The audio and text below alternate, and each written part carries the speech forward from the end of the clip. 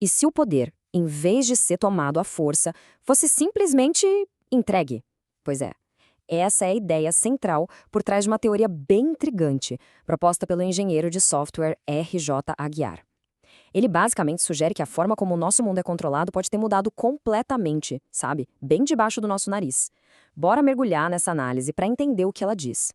Olha, a gente sempre pensa no poder como algo que se conquista, que se briga por ele, né?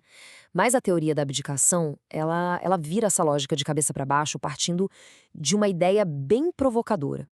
A grande questão que guia a teoria toda é essa aqui. E se funções que são essenciais para um governo não tivessem sido roubadas, nem perdidas numa disputa, mas sim voluntariamente cedidas? E o nome desse processo seria abdicação. A ideia é que, em nome daquela conveniência e eficiência que a tecnologia promete, governos do mundo todo acabaram delegando serviços vitais para a sociedade. E para quem? Para plataformas digitais privadas que, supostamente, seriam todas controladas por uma única rede de interesses. Tá, mas como é que essa ideia que parece tão abstrata aparece no nosso dia a dia? É aqui que a coisa fica bem concreta. A análise aponta para 4 áreas fundamentais da nossa vida onde essa suposta transferência de poder teria acontecido. Vamos começar com os mapas. Antigamente, isso era uma questão de soberania nacional. Eram órgãos do governo que mapeavam o território e distribuíam aqueles mapas de papel. Hoje, a gente abre o celular. Só que quem controla esses mapas digitais? Empresas privadas. E o ponto aqui é o seguinte: quem controla o mapa controla a percepção da realidade, com o poder de sutilmente manipular dados geográficos. Agora vamos para o transporte. É só lembrar daquela burocracia toda dos táxis, com alvarás, regras rígidas da prefeitura. Era um sistema super controlado. Aí, de repente, surgem os aplicativos. Uma conveniência incrível, claro, mas que operam numa espécie de zona cinzenta da regulamentação. A teoria sugere que essa mudança simplesmente desmontou um sistema de responsabilidade, trocando a segurança que era regulada pela vigilância de dados. E a saúde? Uma das áreas mais sensíveis, né? A responsabilidade de informar a população era de órgãos de saúde pública. Hoje, o primeiro reflexo de muita gente quando sente alguma coisa é correr para pesquisar sintomas online em plataformas privadas. A abdicação aqui seria entregar uma função de vida ou morte para algoritmos e interesses comerciais. É algo para se pensar. E por último, uma coisa absolutamente essencial: o dinheiro. Uma das maiores prerrogativas de um Estado é emitir e controlar a sua própria moeda. Só que a cada pagamento digital, a cada transação online, esse poder vai se deslocando para um grupinho bem pequeno de processadores de pagamento. A análise aqui é bem direta. Quem controla o fluxo do dinheiro controla a economia, e esse controle estaria, aos poucos, saindo das mãos dos governos.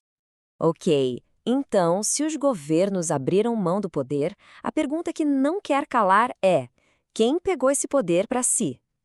É nesse ponto que a teoria mergulha numa estrutura que o autor resolveu chamar de estado bizarro. A alegação é que existiria uma espécie de sociedade paralela. Uma rede oculta, formada por mais ou menos 2% da população mundial.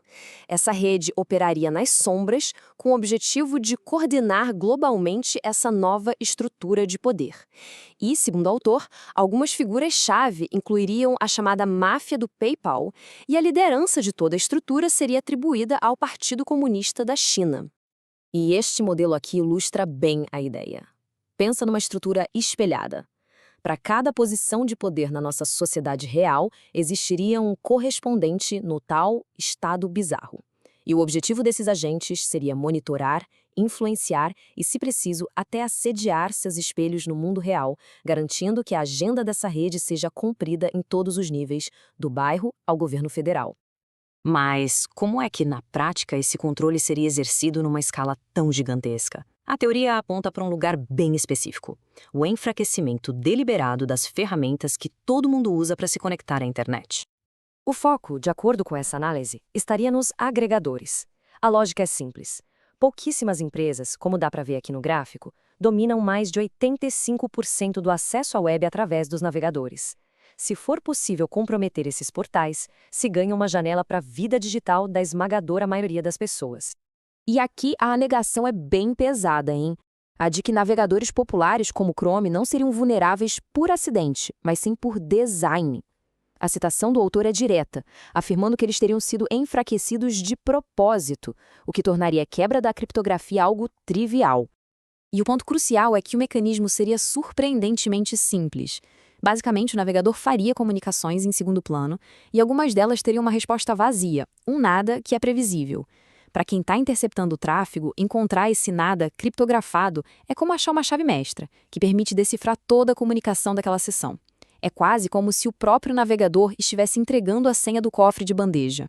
Diante de um cenário tão complexo e, segundo a teoria, tão vulnerável, qual seria a saída? Bem, a proposta do autor é basicamente uma engenharia reversa da situação. É, literalmente, desfazer a abdicação. A estratégia central aqui é quebrar a centralização. Isso significaria governos retomando o controle de infraestruturas digitais essenciais. Em vez de ter um sistema global único, a ideia é promover a fragmentação. Criar vários ecossistemas tecnológicos locais que até cooperam entre si, mas que não dependem de um único ponto de falha. E, claro, abandonar de vez protocolos de internet mais antigos e inseguros para fortalecer a base de toda a rede. No final das contas, essa análise toda da teoria da abdicação nos joga bem no centro de um debate que é fundamental. Em um mundo onde as fronteiras entre governo e tecnologia estão cada vez mais borradas, a questão que fica no ar é: quem deveria ter o poder de escrever as regras do nosso futuro digital? E talvez mais importante ainda, em quem a gente pode confiar para fiscalizar quem escreve essas regras.